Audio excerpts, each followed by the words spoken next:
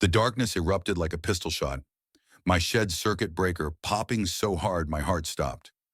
The lights flickered, my electric saw sputtered on a gasp, and the standby generator just sat there, dry and quiet. I figured perhaps another raccoon had gnawed through another line again. But as I approached the shed, I noticed an extension cord squirming under the rear wall, toward the community greenway, a knot in my stomach. I followed it, the sound of whatever was speeding up becoming louder with every step. When I rounded the hedge, I nearly laughed out loud. There, leaned up against the hedge like some bargain basement bandit, was HOA President Linda, her bright red golf cart parked right into my solar-charged building like it was her own fueling station. The audacity hit me like a slap. Later on that evening, sipping iced tea on the front porch and reviewing the footage off the camera from the shed, a devious plan developed. I gazed at the gentle hum of my bull fence and grinned.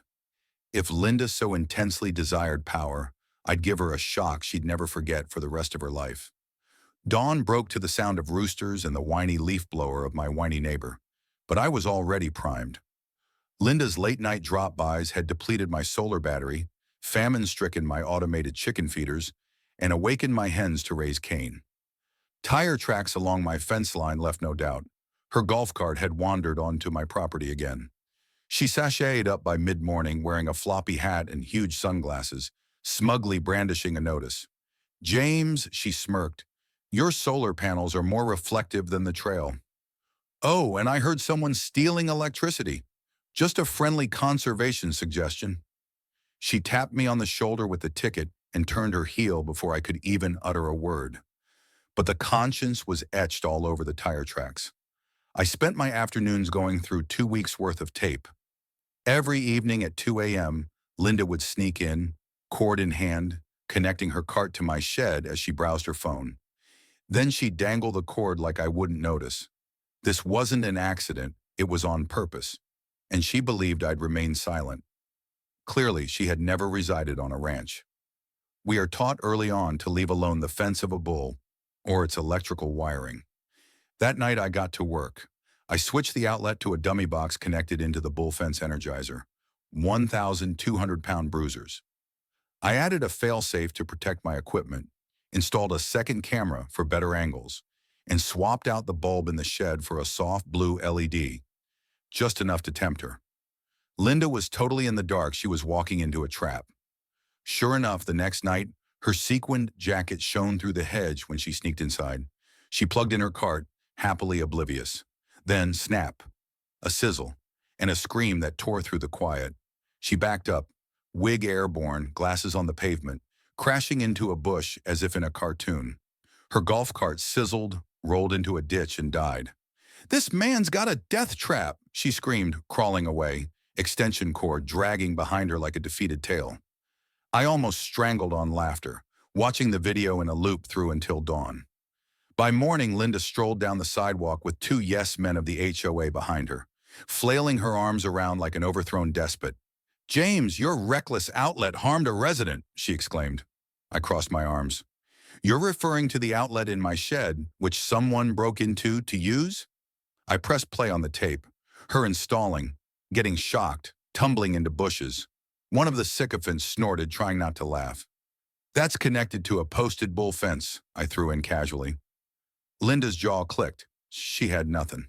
They skulked off, her grumbling about lawsuits. But she wasn't done. The following afternoon, a blood-red stamped notice materialized on my porch, accusing me of endangering the community with a hazardous security system. 3 more citations showed up like clockwork. One accused my shed of being too visible. Linda wasn't only angry, she was declaring war. That night, power in my shed once more flickered. But not this time, Linda.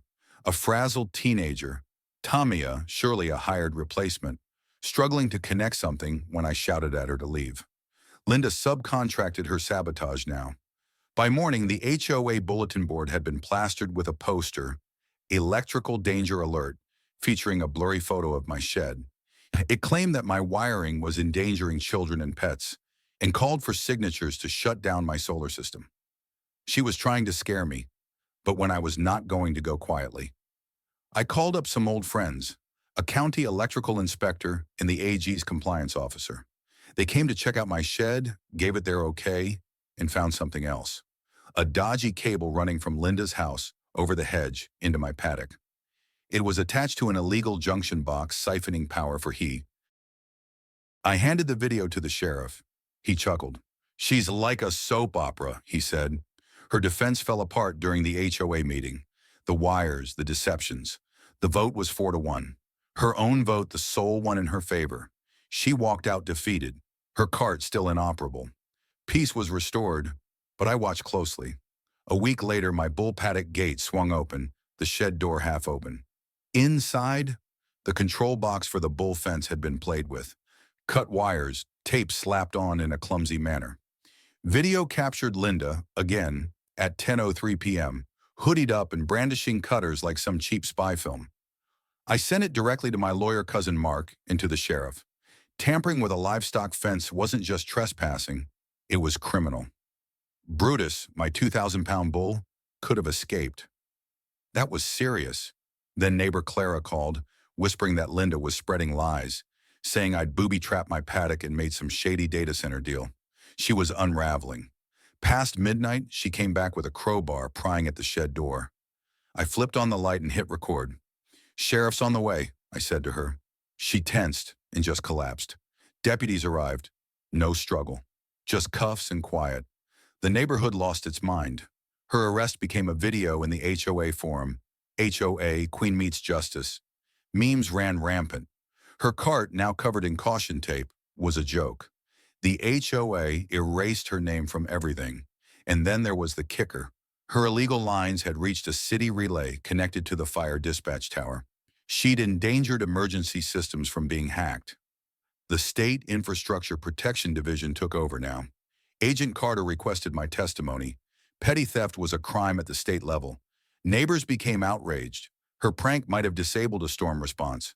Her house was put up for sale. Her name was a warning. The HOA elected Greg, who promised transparency. People came together, painting barns, swapping tools. A local kid drew Brutus with shadows streaming over a golf cart. We expanded it into a mural on the shed. That one developer who had backed Linda made me a generous offer for a trail easement. I leased him a skinny strip, with conditions. Brutus's shade tree stays, quiet hours are respected, and ag education signs go up. With Brutus and the gang at his victory celebration, we grilled, rewound Linda's zap, and celebrated our freedom. The sheriff brought ribs and chuckled regarding the hairdryer fence caper. Brutus munched apples under the stars and I grinned. Linda stole power, but I short-circuited her lies. My world, still humming.